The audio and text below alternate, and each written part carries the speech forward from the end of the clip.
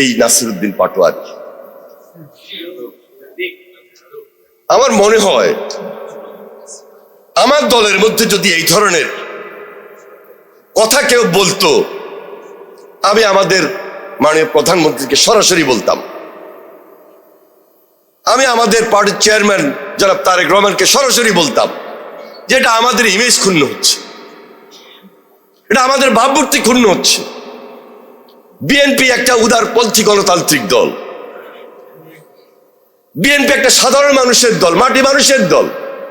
জিয়া রহমান তাই করেছেন, বেগম খালেদা জিয়া তাই করেছিলেন।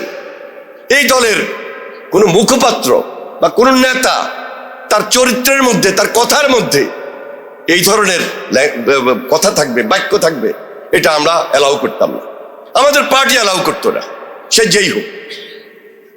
হ্যাঁ, আমি বললাম না যে আমরা সবাই যে খুব ভালো কাজ করতেছি তা না, তবে আমাদের চেষ্টা আর যিনি নেতৃত্ব দিচ্ছেন তার মহৎ উদ্যোগ রয়েছে, তার নেতৃত্বে কাজ করি।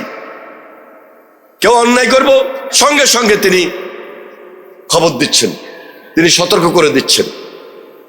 কিন্তু আপনাদের পার্টির মধ্যে নতুন পার্টি দিয়েছেন, এই যে একটা লোক এই ধরনের বক্তব্য দিয়ে যাচ্ছে, মির্জা আব্বাসের মতো লোক তার বিরুদ্ধে নির্বাচন করছে, ভালো কথা, নির্বাচন করবেন কিভাবে?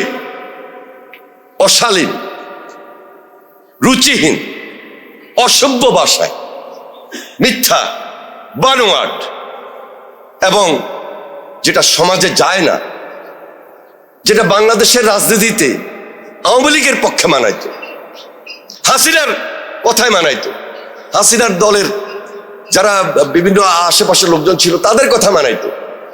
কিন্তু এই হাসিনার পরবর্তী কারণ এটা উচিত না, কিন্তু বলে যাচ্ছেন, এবং এখন পর্যন্ত যেভাবে বলেছেন, বলে যাচ্ছেন, এবং বিশেষ করে জিয়া পরিবারের বিরুদ্ধে মাননীয় প্রধানমন্ত্রীকে টার্গেট করে কথা বলছেন, আমরা কিন্তু এখনো ক্ষেপে যাইনি। প্রতিবাদের ভাষা অব্যাহত রেখেছি, সুশীল ভাষায়, ভদ্র ভাষায়।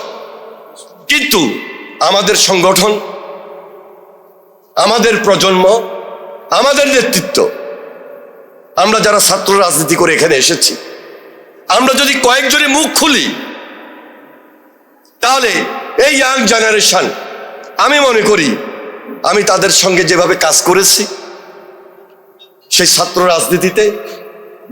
রাজনীতি শেষ করে জাতীয়তাবাদী দলের ছাত্র বিষয়ক সম্পাদক হিসাবে, এবং এর পরবর্তীতে এখন পর্যন্ত জেনারেশনের সঙ্গে থেকে কাজ করি। আমরা যদি খুব বেশি উদাত্ত আহ্বান জানাই, স্বাভাবিক কারণেই আপনি একটু বিপদগ্রস্ত হয়ে যেতে পারেন। কিন্তু এই রাজনীতি ত্যাগ করেন, এটা অপরাজনীতি, এটা মানুষ গ্রহণ করেন। শালীনতা নিয়ে আসতে হবে, রাজনীতি পক্ষে থাকবে, বিপক্ষে থাকবে, কিন্তু সেটা গঠনমূলক থাকতে হবে, ভাষা ঠিক থাকতে হবে। করণীয় কি?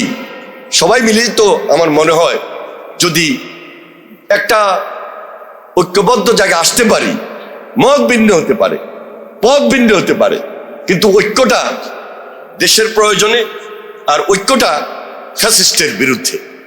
আমি মনে করি এটাই হওয়া উচিত এখনকার এই সময়ে রাজনীতির সর্বশেষ স্লোগান।